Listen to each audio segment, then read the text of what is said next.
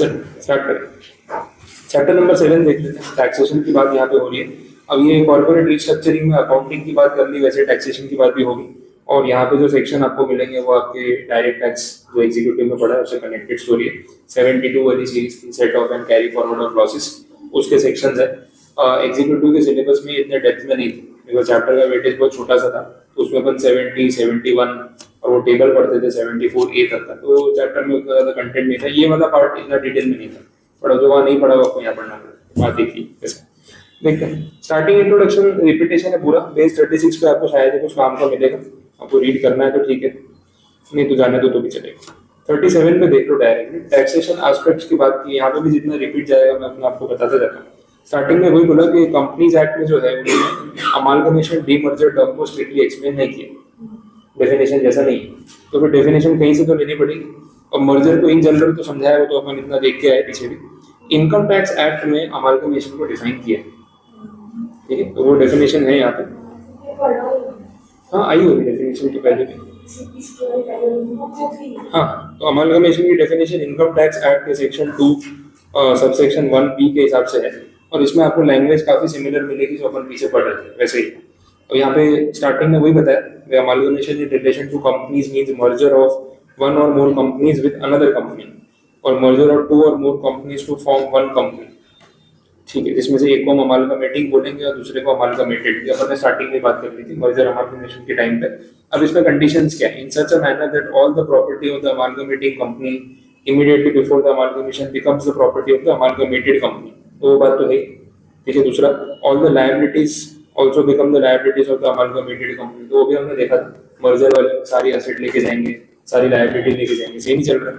तीसरे पॉइंट में, share holders holding not less than 3/4 in value of the shares in the amalgamating company or companies become shareholder of the amalgamated company by virtue of amalgamation, otherwise than as a result of the acquisition of the property of one company by another company pursuant to the purchase of such property by the other company, or as a result of the distribution of such property to the other company after the winding up of the first mentioned company।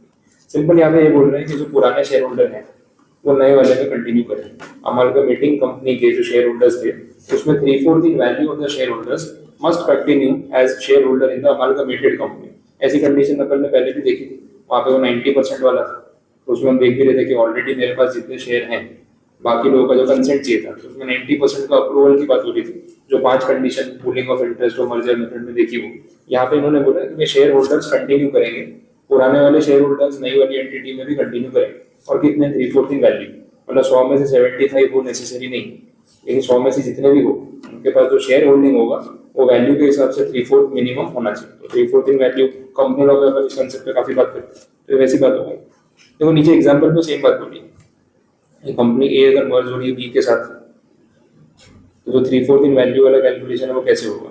तो जो share already मेरे पास थे उनके अलावा बाकी के जो shares थे उस पर वो 3/4 इन वैल्यू वाला रूल एप्लीकेबल होगा। और ये सेम बात अपन उस दिन 90% वाले पॉइंट में कर भी रहे थे, वो 10% शेयर या कुछ मेरे पास ही थे 5%, तो बाकी 95 का 90%, तो वो 85.5 समथिंग हो रहा था, और 86% ने हाँ बोल दिया, 90% ने एग्री कर दिया, वैसी बात हो गई। तो वहाँ 90% था, यहाँ पे 3/4 इन वैल्यू। तो ये तो डेफिनेशन हो गई अमालगमेशन की इनकम टैक्स एक्ट के हिसाब से, एक पार्ट हो गया। दूसरा पार्ट जो है दैट इज 72 कैपिटल ए, ये है main section, carry forward and set of accumulated loss and unabsorbed depreciation. ऐसी बात आपने की तो है पहले इनकम टैक्स में, याद आ रहा होगा। एक होता है सेट ऑफ, एक होता है carry forward and set of. Set of का मतलब इस साल का प्रॉफिट और इस साल का लॉस आमने सामने सेट ऑफ करना है। उसमें भी था इंटर हेड और intra head, with in the same head तो इंट्रा हेड, 2 हेड आमने सामने तो इंटर हेड। तो भाई वो हाउस प्रॉपर्टी का लॉस पीजीबीपी के सामने जाता है, वो इंटर हेड हो गया। इस साल हाउस प्रॉपर्टी का लॉस हुआ, इस साल पीजीबीपी प्रॉफिट हुआ, आमने सामने आपने सेट ऑफ कर दिया, तो इंटर हेड हो गया, एक हेड का दूसरे के सामने। और इंट्रा हेड का मतलब है कि भाई एक ही हेड में 2 बिजनेस कर रहे हो, पीजीबीपी और पूरा टेक्सटाइल और रेस्टोरेंट वाला केस है, तो वह रेस्टोरेंट वाला प्रॉफिट में जा रहा है, टेक्सटाइल वाला लॉस में जा रहा है, तो टेक्सटाइल का लॉस आप रेस्टोरेंट के सामने सेट ऑफ कर सकते हो, तो वो हो गया with in the same head, उसको बोलेंगे इंट्रा हेड व इंटर सोर्स। ये सब बातें हो रही थी। और कितनी बार क्या होता है ना, इस साल जो आपकी इनकम है वो उतनी है ही नहीं कि सारे लॉसेस सेट ऑफ हो पाए, डेप्रिसिएशन सेट ऑफ हो पाए, तो उसमें ऑप्शन क्या बचता है? कैरी फॉरवर्ड कर, अगले साल सेट ऑफ कर लेंगे, अभी उसको फॉरवर्ड कर देते हैं। उसमें लिमिटेशन थी, किसी में 4 साल, किसी में 8 साल, किसी में इनफाइनाइट ईयर्स। अनएब्जॉर्ब डेप्रिसिएशन तो एन नंबर ऑफ ईयर्स तक आप कैरी फॉरवर्ड कर सकते हो वैसा। फिर वो स्पेक्युलेटिव बिजनेस हॉर्स रेस वाला मेंटेनेंस है ना, उसमें 4 4 साल था, बाकी केस में 8 ईयर्स ऐसा हमने देखा। तो ये वही सारी स्टोरी कंटिन्यू हो रही है। उसमें एक स्पेसिफिक केस ले लिया 72A, that is a section. इसमें बात हो रही है अक्यूमुलेटेड बिजनेस लॉस की और अनएब्जॉर्ब डेप्रिसिएशन के अलाउंस की अमालगमेशन के मैटर में। तो जब अमालगमेशन होता है तो जो अमालगमेटिंग एंटिटी है, जो मर्ज हो रही है जाके, क्या उसके लॉस अमालगमेटेड एंटिटी क्लेम कर सकती है? तो इन जनरल तो ये सब चीजें अलाउड नहीं होती, बट इन केसेस में अलाउ की है, स्पेशल केस में अलाउ की है। हमने देखा था कि बिजनेस भी टेक ओवर करते हैं ना, आप लॉस मेकिंग बिजनेस खरीद के डायरेक्टली उसका लॉस सेट ऑफ नहीं कर सकते, सक्सेसर होते तो अलाउड होता है। ये भी अपन ने 78 करके सेक्शन देखा इनकम टैक्स में कि वो सक्सेसर हो ना, मतलब फैमिली बिजनेस है, तो फादर का लॉस है तो वो सन क्लेम कर सकता है, लेकिन आप किसी और का बिजनेस परचेज कर लो तो नहीं कर सकते, वो पॉइंट ध्यान। तो ये उसके एक्सेप्शन हो गए कि 72A में अमालगमेशन में कुछ स्पेसिफिक केसेस है जहाँ पे उन्होंने अलाउ किया है कि भाई आप क्लेम कर सकते हो। तो वो केसेस कौन से है वो हमें समझनी है, वो इंडस्ट्री कौन सी है वो समझनी है। तो अमालगमेशन वाला मैटर देख लो, where there has been an amalgamation of a company owning an industrial undertaking or a ship or a hotel with another company। तो जो कंपनी का मर्जर हो रहा है दूसरे के साथ, वो या तो इंडस्ट्रियल अंडरटेकिंग है या शिपिंग बिजनेस में है या होटल बिजनेस में, तो इनको अलाउ किया है। दूसरा बोला एक बैंकिंग कंपनी दूसरी बैंकिंग कंपनी के साथ मर्ज कर ले, स्पेसिफाइड बैंक, तो उनको भी अलाउ किया। वन और मोर public sector company with one और मोर पब्लिक सेक्टर कंपनी, सरकारी कंपनी, एक सरकारी कंपनी दूसरी की। पब्लिक सेक्टर मतलब पब्लिक लिमिटेड नहीं बोल रहे, पब्लिक सेक्टर मतलब इसमें गवर्नमेंट का स्टेक 51% से ऊपर है, वो है। एक पब्लिक लिमिटेड अलग चीज होगी, पब्लिक सेक्टर अलग चीज होगी। पब्लिक लिमिटेड का मतलब कि जो प्राइवेट नहीं है, जिसमें आप और मैं कोई भी शेयर खरीद सकता है, और पब्लिक सेक्टर का मतलब सरकारी कंपनी। यहाँ पे इनका मीनिंग वो है। डी पॉइंट जो बोला है थोड़ा डिटेल में ले गए, लेकिन वो भी अच्छा पॉइंट है। And erstwhile public sector company, erstwhile मतलब जो पहले सरकारी कंपनी थी, ठीक है। फिर क्या हुआ, विद वन और मोर कंपनी और companies if share purchase agreement entered into under the strategic disinvestment restricted immediate amalgamation of the said public sector company, and the amalgamation is carried out within 5 years from the end of the previous year in which the restriction on amalgamation in the share purchase agreement ends। इसमें हुआ ये है, सरकार ने strategic disinvestment किया है। पहले तो वर्ड्स को आपको समझना है। स्ट्रेटेजिक डिसइन्वेस्टमेंट का मतलब जब गवर्नमेंट कंपनी में गवर्नमेंट अपना स्टेक सेल कर देती है, जैसे LIC का IPO निकाला, वो था strategic disinvestment. Air India Tata को बेच दिया, वो था स्ट्रेटेजिक डिसइन्वेस्टमेंट, क्योंकि हमें इसमें पैसा लगा के नहीं रखना है, वी आर लीविंग, तो हमारा स्टेक को और परचेज कर लो वैसा। तो स्ट्रेटेजिक डिसइन्वेस्टमेंट के थ्रू जो कंपनी पहले पब्लिक सेक्टर कंपनी थी वो पब्लिक सेक्टर कंपनी नहीं रही। इसका मीनिंग है कि सरकार का स्टेक उस कंपनी में 51% से कम हो चुका है। ऐसा नहीं है कि सारा स्टेक बेच दिया होगा, नॉट नेसेसरी, बट 51 से नीचे आते ही वो पब्लिक सेक्टर कंपनी नहीं रही। तो ऐसा पास्ट में हुआ था। अब इसमें जो बायर आया था, जिस कंपनी ने इस सरकारी कंपनी में स्टेक परचेज किया था, उसने सरकार के साथ एक शेयर परचेज एग्रीमेंट किया होगा कि हम गवर्नमेंट का स्टेक बाई कर रहे हैं, और स्टेक बाई करते ही गवर्नमेंट का स्टेक उस कंपनी में 51 से नीचे चला जाएगा। तो now this company is no more a public sector company. लेकिन सरकार ने उस एग्रीमेंट में कुछ कंडीशन रखी हो सकती है कि आप हमसे स्टेक ले लो, बट ये कंपनी को इमीडिएटली किसी और के साथ मर्ज या अमालगमेट मत करना। कुछ कट ऑफ पीरियड रख देंगे, 3 साल 5 साल, उसके बाद आप कर सकते हो। तो ऐसे एग्रीमेंट्स में टर्म्स एंड कंडीशन होती है। उन्हीं टर्म्स एंड कंडीशंस की यहाँ पे बात की। अब उन्होंने ऐसा बोला कि उसमें जो लॉकिंग था कि भाई आज आप हमसे स्टेक खरीद लो, लेकिन अगले 3 साल तक किसी और कंपनी के साथ अमालगमेट मत करना। आज वो लॉकिंग खत्म हो गया, तो अब तो अमालगमेशन कर सकते हैं। तो अब अगर अगले 5 साल के अंदर अंदर अमालगमेशन हो जाए, लॉकिंग खत्म होने के बाद नेक्स्ट 5 इयर्स में कभी भी अमालगमेशन हो जाए, तो आप इस कंडीशन में कवर हो जाए, और इन शॉर्ट आपको कैरी फॉरवर्ड और सेट ऑफ का बेनिफिट मिलेगा। बात ये हो रही है। अब ये पैराग्राफ वापस पढ़ते हैं, मुझे 2-3 चीजें साथ में बोल दी उन्होंने। An erstwhile public sector company with one और मोर कंपनी और कंपनीज, मतलब वो अमालगमेट हो रही है। If the share purchase agreement entered into under the strategic disinvestment restricted immediate amalgamation, तो immediately तो तब कर नहीं पाए of the said public sector company, and the amalgamation is carried out within 5 years from the end of the previous year in which the restriction on amalgamation in the agreement ends। हाँ, जिस साल में restriction खत्म हुआ, suppose सरकार ने बोला 2 साल रुक जाओ, उसके बाद जब आपको अमालगमेट करना है कर लो, वो 2 साल इस प्रीवियस ईयर में खत्म हुए, तो इस प्रीवियस ईयर के एंड से रेफरेंस पॉइंट लिया 31 मार्च से, not from the exact date of that condition. बोला कि जिस साल में ये रिस्ट्रिक्शन हटा आपके ऊपर, उस साल के एंड से 5 साल देखे जाएंगे। तो वो डेट वाइज आप देख सकते हो, आज की डेट दे दो, आज रिस्ट्रिक्शन हटाया हमारा, ये अग्रीमेंट कुछ हुआ होगा 2 साल पहले, कोई फर्क नहीं पड़ता। 2 साल पहले जब डिसइन्वेस्टमेंट हुआ था तो आपने स्टेक परचेज किया था, स्टेक परचेज करते रहे, गवर्नमेंट ने बोला था कि एग्जैक्टली 2 इयर्स तक आप कोई अमालगमेशन नहीं कर सकते, उसके बाद आपको जब करना कर लेना। तो ये डेट आ गई ना रेफरेंस की, आज वो लॉगिन खत्म हो गया, तो यहाँ से 5 साल काउंट नहीं कर रहे। वो लोग बोल रहे हैं कि ये डेट जिस प्रीवियस ईयर में आती है, तो प्रीवियस ईयर एंड कब होगा, तो एंड होगा 31 मार्च 2026, समझ आए? यहाँ से 5 साल, तो वो 5 साल का फिर कैलकुलेशन कैसे होगा, 27, 28, 29, 30, 31, ये आगे डेडलाइन है। इस डेट तक आप कभी भी अगर अमालगमेशन कर लेते हो तो फिर आपको वो जो लॉसेस थे ना, कैरी फॉरवर्ड लॉसेस या जो भी अनएब्जॉर्ब्ड डेप्रिसिएशन अभी भी सेट ऑफ करना बाकी है, वो सेट ऑफ करने को मिल जाएगा, ऐसी बात हो रही है। डी क्लॉज आपको वापस पढ़ना है तो वापस पढ़ सकते हैं, प्रोवाइडेड दैट कभी मत जाना, ये पहले क्लियर कर लो फिर चलते हैं, ये तो थोड़ा हेवी लगेगा।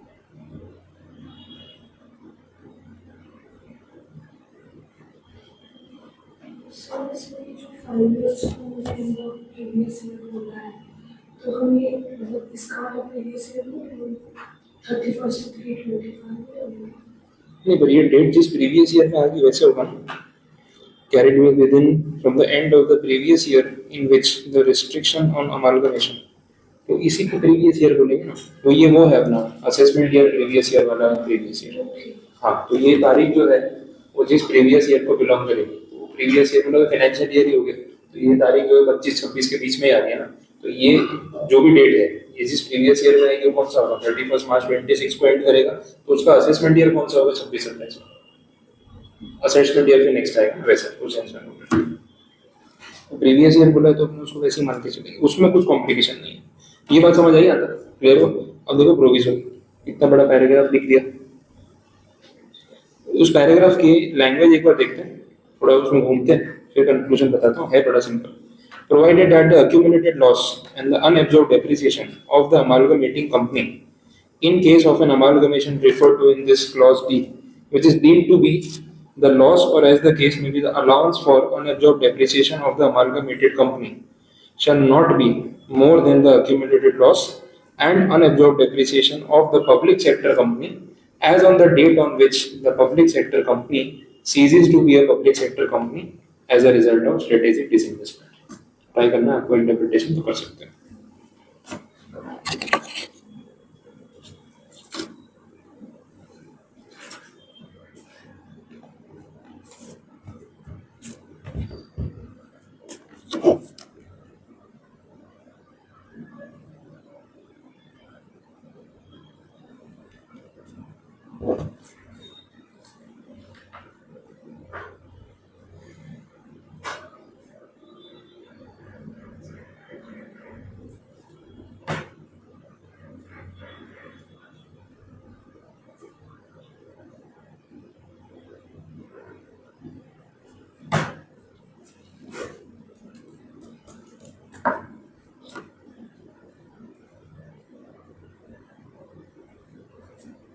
क्या मालूम पड़ा कि जो कंपनी हमारे साथ अमालगमेट हो रही है उसके लॉसेज और डेप्रिसिएशन हमें क्लेम करना है, उसका नंबर कौन सा, अमाउंट कितना, रेफरेंस डेट क्या, और ये फैक्टर हमने गवर्नमेंट ने जब स्टेक बेचा तब जो उनका लॉस होगा ना उससे ज्यादा नहीं हो सकता। हाँ, आज आप जितना भी उसके लॉस का फायदा लेने की कोशिश कर रहे हो ना, देखो लॉस का फायदा लेने का मतलब क्या, उसका लॉस मैं क्लेम कर लूंगा, मेरा टैक्स बचेगा, तो आप वो लॉस क्लेम करो, मना नहीं कर रहे, लॉस में ऊपर अलाउ किया है, लेकिन उस लॉस के क्लेम पे कैप लगा दिया। कैप कितना लगाया कि बोले ये जिस दिन ये सरकारी कंपनी थी और जिस दिन सरकार ने डिसइन्वेस्टमेंट किया, उस दिन ऑन दैट डे उनके बुक्स में जितना भी लॉस था और अनएब्जॉर्ब डेब्ट था जो क्लेम करना बाकी था, आज आप उससे ज्यादा क्लेम नहीं कर सकते। तो रेफरेंस डेट वो वाली जिस दिन स्ट्रेटेजिक डिसइन्वेस्टमेंट हुआ, एग्जैक्ट यही पॉइंट आपको पढ़ना है तो वापस पढ़ सकते हो। Provided that the accumulated loss unabsorbed डेब्ट ऑफ द अमालगमेटिंग कंपनी, ये वही सरकारी कंपनी जो अब सरकारी नहीं रही और हम इसको अपने साथ मिला रहे हैं, which is deemed to be the loss or as the case may be the allowance for depreciation of the amalgamated company, मतलब उसके लॉस हमारे हो गए, यही बात हो रही है ना, shall not be more than the accumulated loss and depreciation of the public sector company as on public sector मतलब जो सरकारी थी, as on the date on which the public sector company ceases to be a public sector company as a result of strategic disinvestment। अपने example में strategic disinvestment इस दिन हुआ, ये पॉइंट था, इस दिन strategic disinvestment हुआ था और इस दिन अग्रीमेंट हुआ था, शेयर होल्डर अग्रीमेंट, और अग्रीमेंट में जो स्ट्रेटेजिक बायर था उसको गवर्नमेंट ने बोला था भाई तुम 2 साल तक रुक जाना, उसके बाद अमालगमेशन करना। तो ये जो रेफरेंस डेट थी फिर अपन इससे आगे बढ़े, ये बात हो रही थी, तो स्ट्रेटेजिक डिसइन्वेस्टमेंट इस दिन पे हुआ था। तो इस दिन पे वो जो पब्लिक सेक्टर अंडरटेकिंग है उसका तब का जो भी लॉस और जैसे दिख रहा था अनक्लेम्ड जो सेट ऑफ नहीं हो पाया था, यही नंबर अभी यूज करना है, इसके बाद का कोई नंबर मैटर नहीं करता या उससे ज्यादा क्लेम नहीं कर सकते, उससे कम हो रहा है तो बात अलग है, ये मैक्सिमम क्या है कि इतना ही आप क्लेम कर सकते हो। सर इसमें पब्लिक सेक्टर कंपनी अमालगमेट है, अमालगमेशन नहीं, पब्लिक सेक्टर कंपनी का तो अमालगमेशन जैसा कुछ नहीं, रीजन इस डेट पे पब्लिक सेक्टर कंपनी का टैक्स चला गया, ठीक है, तब इस डेट पे थी वो पब्लिक सेक्टर कंपनी, मतलब हुआ यहाँ पे ये है कि एक सरकारी कंपनी थी, गवर्नमेंट कंपनी एस लिमिटेड मान लो, ये तब पीएसयू थी, इस पीएसयू में सरकार ने अपना स्टेक बेचा और ये पीएसयू कैटेगरी से बाहर हो गई, तो अभी भी है तो एस लिमिटेड, लेकिन अब इसमें गवर्नमेंट का स्टेक 51% से कम है। वो स्टेक खरीदा किसने, आपने खरीदा, अब आप जाके किसी के साथ मर्ज हो रहे हो, बात समझ आई, तो जिसने वो स्टेक खरीदा उसका परसेंटेज यहाँ पे कुछ बढ़ गया होगा, गवर्नमेंट का स्टेक कम हो गया होगा, लेकिन कंपनी अभी भी एस लिमिटेड ही, तो यही कंपनी फ्यूचर में जाके किसी और के साथ अमालगमेशन कर रही है, कोई और कंपनी होगी एक्स लिमिटेड, तो ये एस लिमिटेड वही कंपनी जो एक टाइम पे पीएसयू थी और आज के टाइम पे अमालगमेटिंग कंपनी, और जिसने इसको खरीदा वो हो गई अमालगमेटेड कंपनी आफ्टर अमालगमेशन, तो यही एस लिमिटेड ही अमालगमेटिंग कंपनी है जो पहले पीएसयू थी, लेकिन at the time of amalgamation वो पीएसयू नहीं है, वो पास्ट में पीएसयू थी, फिर तब सरकार के पास स्टेक ज्यादा था, उसका स्टेक सरकार ने डाइल्यूट कर दिया था, तो इसका पीएसयू पर टैक्स चला गया और फिर उसके बाद ये किसी और के साथ जाके अमालगमेट हो रही है, तो this is the same company, पहले पीएसयू थी और अभी अमालगमेटिंग कंपनी, ऐसा बोल सकते हैं। बोलो अब कुछ कंफ्यूजन? तो ये अच्छा पॉइंट है, डी वाले क्लॉज में थोड़ा उन्होंने डेप्थ में लेके गए, बाकी सारे पॉइंट्स तो इजी थे। तो इन शॉर्ट ये जो सबसेक्शन 1 में आपको 4 केस दिख रहे हैं ना, ए से लेके डी तक, इन सारे केसेस में जो अमालगमेटिंग कंपनी है उसके अक्यूमुलेटेड लॉसेस और उसके अनएब्जॉर्ब डेब्ट बायर कंपनी क्लेम कर सकती है, अमालगमेटेड कंपनी क्लेम कर सकती है, specific industrial undertaking, shipping company, hotel company, banking company, government company, और ये 4 पॉइंट आपके सामने, ठीक है, वैसे 4 केस हो गए। नेक्स्ट पेज पे आप देखोगे तो उसका एक्सप्लेनेशन दिया हुआ है, उसमें ये वर्ड समझाएं, कंट्रोल का मतलब क्या, first while public sector company का मतलब क्या, मैंने आपको बता दिया, स्ट्रेटेजिक डिसइन्वेस्टमेंट क्या होता है वो भी देख लिया, प्रोवाइडेड डेट में वही पॉइंट्स। बोलो कुछ कंफ्यूजन है? तो सबसेक्शन 1 आपका पूरा हुआ है अभी, that is related to amalgamation, बाकी चीजें फिर कल कंटिन्यू करेंगे, हर सबसेक्शन में अलग पॉइंट है, कंडीशंस भी है, तो टाइम लगेगा, आराम से पढ़ेंगे, और उसमें बीच में सेक्शन 47 भी आएगा कल। कैपिटल गेन में एक सेक्शन था, transfer which are not considered as transfer, तो उनमें कैपिटल गेन नहीं लगता, ठीक है, वो holding to subsidiary and all, conversion of proprietor into company, conversion of firm or agent into company, वैसे सब जो पॉइंट्स, वो बहुत बड़ा सेक्शन है 47, उसमें काफी सारे क्लॉजेस हैं, तो कल उसका भी रेफरेंस इन बिटवीन आएगा वैसे।